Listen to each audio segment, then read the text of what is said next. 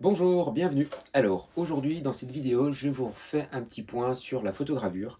Comment réaliser une photogravure? Alors, on va travailler avec de la planche lab. C'est un matériau, c'est du synthétique, c'est pas du matériau naturel. Mais c'est un produit qui est assez intéressant, étant donné qu'on peut avoir un niveau de finesse très très élevé. On va faire ce genre de procédé. Donc, ça s'appelle de la photogravure ou du vectogramme, suivant le pays dans lequel vous êtes. Il y a deux logiciels avec lesquels on va travailler aujourd'hui. On va travailler avec PhotoVcarve et avec Aspire. Aspire ne sait pas le faire de manière native. PhotoVcarve, il est destiné à cet usage. Par contre, Aspire, lui, bah, il est plutôt plus en mode couteau suisse. Et on va utiliser Halftoner, le logiciel qu'on vous avait présenté dans la vidéo les niveaux de gris, qui va nous permettre de réaliser donc, des parcours d'outils qui vont être utilisés sous Aspire. Et dans Aspire, on va utiliser la fonction carving. Alors, si vous n'avez pas Aspire, mais que vous avez un logiciel qui pilote votre CNC, qui vous génère vos parcours d'outils et qui sait faire du carving, donc c'est-à-dire qui va être capable de travailler avec ce genre de fraises. Alors, je vous en mets peut-être une en photo à côté, des fraises qui sont coniques. Eh bien, ce logiciel-là, plus Halftoner, vous saurez faire du vectogramme. On y va sans plus attendre. Alors sous Halftoner, je vais régler les dimensions de mon image. Donc je vais me mettre en 100 par 75, donc j'ai gardé un ratio. Je vais lui demander pas des points mais des lignes, un espacement de 2 mm entre chaque ligne et la taille maximum d'une ligne en épaisseur de 2 mm. Je vais garder un angle de 90 degrés. Je fais bien attention d'être en millimètres. Donc voici l'image originale, voici ce que ça va donner avec le principe de la photogravure. Et je vais directement ici aller écrire et enregistrer en DXF. Une fois que j'ai fini, je peux directement passer sous Aspire. Alors une fois qu'on a notre fichier DXF, voilà à quoi ça va ressembler. On n'est encore pas prêt parce que tout simplement, si on fait un clic droit dessus, on va faire une sélection, on va lui demander de sélectionner tous les vecteurs qui sont encore ouverts. Alors voilà, ici on peut voir tout est passé, tout était sélectionné, donc ça veut dire que tout quasiment n'était pas fermé. Donc je vais utiliser ces options qui s'appellent Join Open Vectors, donc qui va nous demander de prendre tous les vecteurs sélectionnés. On va demander une tolérance. La tolérance, c'est la distance entre deux points ou entre deux lignes. Euh, du moment que c'est supérieur à 0,2 mm, on va créer une ligne pour fermer. Et là, je clique sur Join. Alors voilà, donc ça prend un peu de temps parce qu'il y a pas mal de vecteurs à finir. Donc je vais fermer cette option-là. Euh, je vais contrôler vite fait une chose. Je vais tout sélectionner. Alors ici, vous voyez, il y a marqué S81. En fait, c'est le nombre de vecteurs qu'on a. Alors, je voulais juste vérifier en fait le nombre de lignes qu'on allait avoir. Donc, ce que je vais peut-être faire, c'est que je vais désélectionner ces lignes-là qu'il ne faut pas qu'elles soient comptées. Et on arrive à peu près à 76 lignes. Ok. Donc, à ce niveau-là, alors moi je suis sur Vetrix, je suis sur Aspire. En fonction du type de logiciel que vous avez aussi pour générer vos G-codes sur vos bécanes, en fait ce qui vous manque, vous avez juste besoin d'avoir un logiciel qui est capable de faire du carving. Donc c'est-à-dire d'utiliser des fraises en cône, en pointe.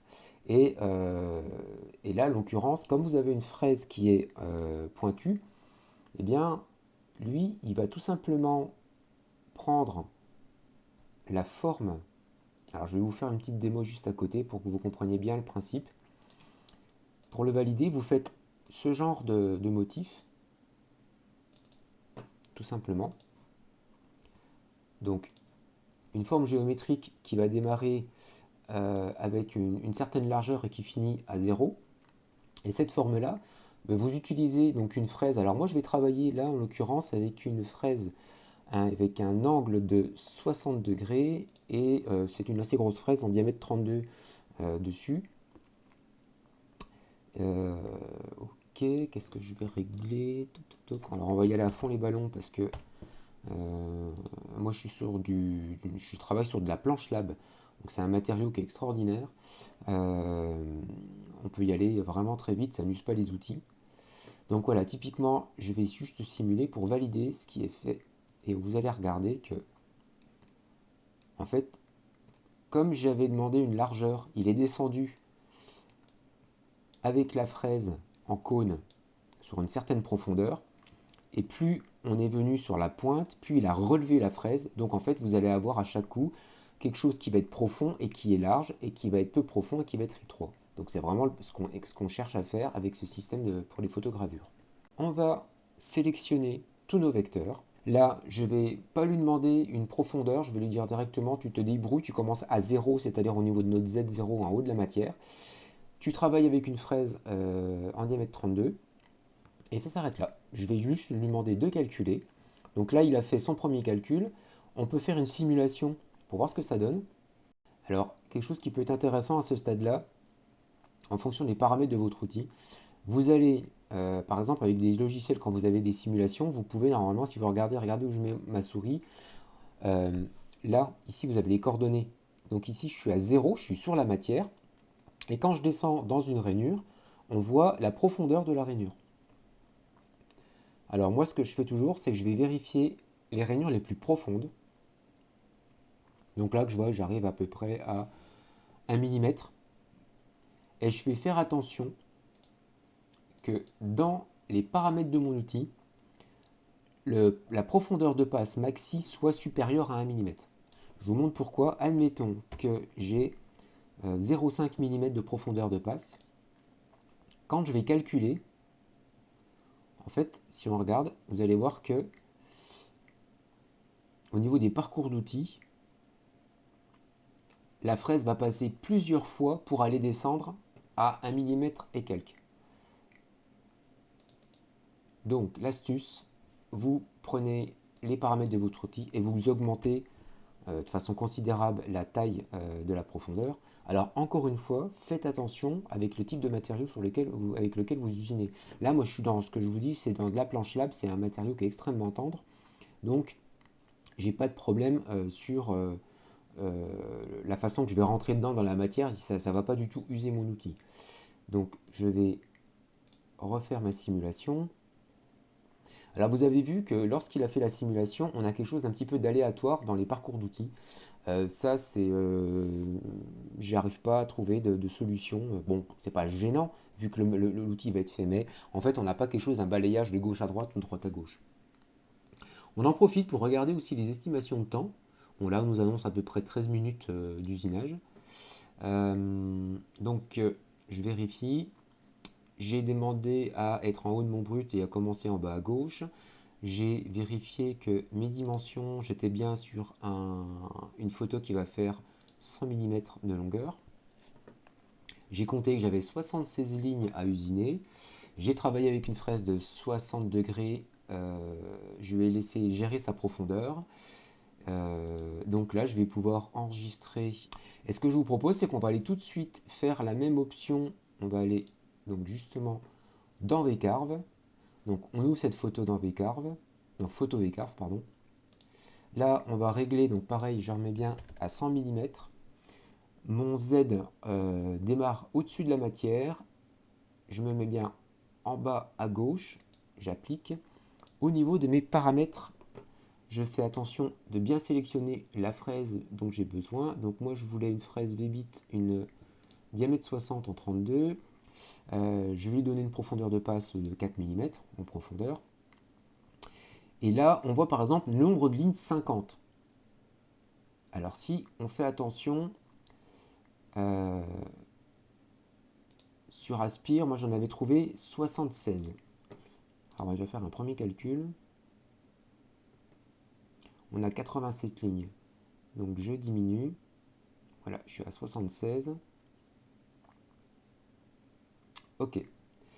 76 lignes, un angle à 90 degrés. On est ok. Là, on a un Z de sécurité. Pop, pop, pop. Ça, c'est ok. Je vais quand même revérifier dans les paramètres. Je vais me remettre à 1000 mm minute. Parce que je sais qu'on peut y aller dans ce genre dans ce genre de matière, je serai bien à 76, ok. Et là, ben, je vais sauvegarder. Donc ici, sur mon interface, je vais aller régler mon X, Y, Z pour mon démarrage sur la matière. Et on va déjà charger le premier fichier. On va faire à gauche, donc on va utiliser le programme, la partie de programmation G-code qu'on a fait avec le logiciel Aspire. Donc je vous mets les stop motion des deux photos et après on fait un point sur justement les finitions, voir les différences. Voilà des jours et des semaines que sur mon projet je me démène. Il y a tellement de post-it sur mon frigo qui ressemble à un Picasso. C'est lundi, j'arrive endormi, l'atelier est éteint, zut, on n'y voit rien. Déjà mardi, pas reçu tout est lundi. Début de semaine et j'ai rien compris. Franchement, il y a des moments, faut vraiment rester dans son lit. Mais bon, aujourd'hui je bosse mon projet, va y avoir des copeaux les amis. Voilà des jours et des semaines que sur mon projet je me démène. Il y a tellement de post-it sur mon frigo qu'il ressemble à un Picasso. Aujourd'hui c'est mercredi, yes, on est bientôt samedi. J'ai des études à préparer, mon atelier à nettoyer. Nous voilà déjà jeudi, moi qui me croyais lundi. Du coup je suis super en retard, pas question de rester au plumard. Voilà des jours et des semaines que sur mon projet je me démène. Il y a tellement de post-it sur mon frigo qu'il ressemble à un Picasso. J'attaque vendredi avec ma rage du lundi. Si ça continue, la semaine sera finie. Encore une chance que je dorme ici pour tous les délais que j'ai promis. Alors si tu penses que tu travailles trop et qu'être fatigué tu n'aimes pas trop, je te propose de faire comme moi, de travailler une semaine par mois. Voilà des jours et des semaines que sur mon projet. Alors, résultat des comptes entre Aspire, Photo VCarve, lequel il n'y a pas trop de différence. Si, en fait, ce que je vous ai montré là, on voit c'est la première image, celle qui est faite avec Aspire, on a un meilleur résultat que sur Photo VCarve. Mais, il y a quand même un mais, c'est qu'en fait j'ai imposé à Photo VCarve d'avoir 76 lignes comme sur Aspire pour que on puisse faire un comparatif sur deux images identiques. En temps normal, Photo VCarve, lui, il se débrouille tout seul, il va optimiser et on a juste à gérer donc les nombres de lignes approximatives avec, on regarde notre visuel, notre simulation jusqu'à temps qu'on ait quelque chose qui nous plaise.